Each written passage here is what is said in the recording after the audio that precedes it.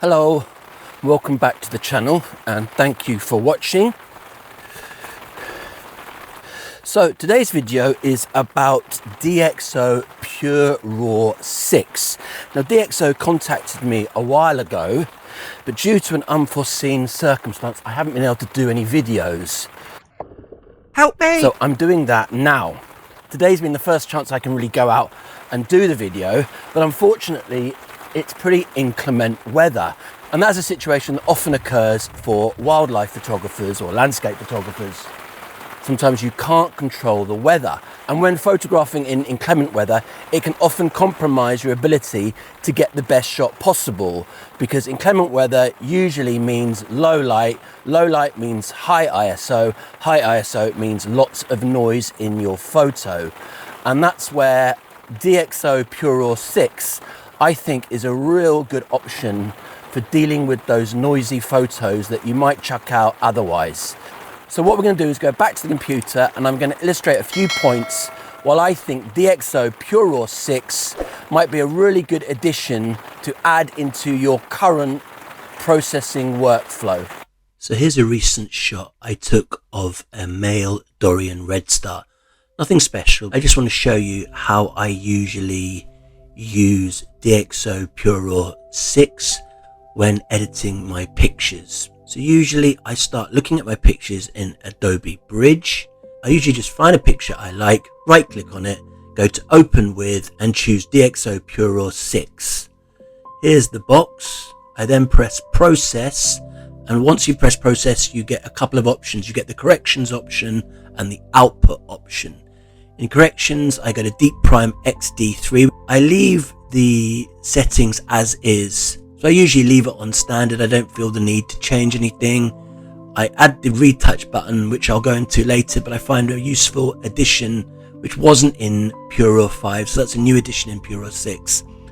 And then output, I choose a DNG and I choose which folder I want it saved in. I then press process.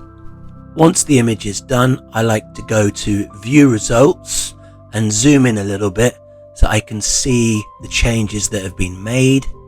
Let's look at that now on this image. And as you can see, it does an amazing job of reducing just the noise. It keeps all the details almost exactly the same. And it doesn't add artifacts, which some other noise reduction softwares that I've used do. So I really like that. It just gets rid of the noise and keeps all the details as is. As you can see, that looks nice and clean. Then after viewing it and I'm happy with the image, I then take it back into Adobe Camera Raw, or you can choose Lightroom if you like. So I say export to Photoshop, and then that opens it up in Adobe Camera Raw. You can choose Lightroom if you prefer, and then I carry on with my edit from there. So that's my process when I put my photos through PureRaw 6. One great new feature of DxO PureRaw 6 is the fact you can now output your file as a high fidelity compression file rather than just the old uncompressed file. The reason why this is a significant feature is the high fidelity compression file is 4 times smaller than the uncompressed file. So that means your files will be faster to process when using PureRaw 6, but also they will then take less space up on your hard drive. So you can continue using uncompressed if size isn't an issue, but if you want that smaller file, faster speed, you can use the high fidelity compression. And that's a great new feature in PureRaw 6. And if we just go into Photoshop and look at an uncompressed file and a high fidelity compression file next to each other, you will not be able to tell the difference. So I put these two images through PureRaw 6. I put one with output format as an uncompressed DNG, and I put one with the high fidelity compression DNG. Here they are in Photoshop, and I have no idea which is which. They look almost exactly the same. So by using the high fidelity compressed file, it obviously is quicker to process and it takes up a lot less space on your hard drive. So there's no reason not to use it. PureRaw 6 also features a retouch tool, which is basically just for dust removal.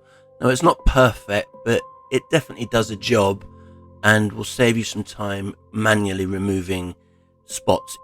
I was shooting waves a few weeks ago and I got some water spray on the front of my lens, you can see here, and it created what looks like dust spots. And I put it through the retouch feature and I increased the sensitivity to 100 and it did a pretty good job. There was obviously a large area on the lens, it didn't get rid of that particular mark, but it got rid of some of the others. I also shut my aperture down and took a picture of the sky to illustrate what it will do with actual dust spots, and you can see that here.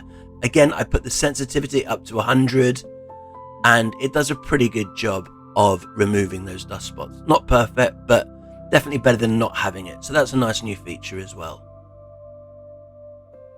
When using noise removal software, I'm often interested how it does with really underexposed images. And I just thought I'd try it with the PureRaw 6. So what I did is I tried two different very underexposed images, one in PureRaw 6 and one in Adobe Camera Raw using its denoise, just to see the difference. So I was out at night photographing the Okinawan rail here in Okinawa, and they often roost way up in the trees at night, and I was using a flash. Now, I don't want to take too many shots, so I don't want to disturb the bird. Because my flash is old and crap, it only went off every sort of 4 or 5 shots, so there were a lot of completely underexposed shots. So basically the bird was in complete darkness. So what I did is I opened up the dark underexposed shot in Adobe Camera Raw. I then raised the exposure as much as I could, which is 5 stops, to see what the noise looked like. The noise was awful. I then raised the shadows and introduced all this green mushy rubbish. I then used the Adobe Camera Raw denoise feature. And to be honest, it hardly got rid of any of the noise. It was still a completely unacceptable image, very green in color, lots of specks. I then put the same completely dark underexposed shot through DxO PureRaw 6. I then opened it up in Adobe Camera Raw. I did exactly the same thing. I raised the exposure by 5 shots, lifted the shadows, and there was no noise at all. No weird green tint and no noise. It just shows how useful PureRaw can be with a really underexposed image. I've taken underexposed images before, often of landscape actually, where I haven't timed a night long exposure properly and the image is totally underexposed. I've tried to raise it, it's just introduced so much noise. No noise reducing software has been able to get rid of it, but it seems like PureRaw 6 is a viable option for a really underexposed shot.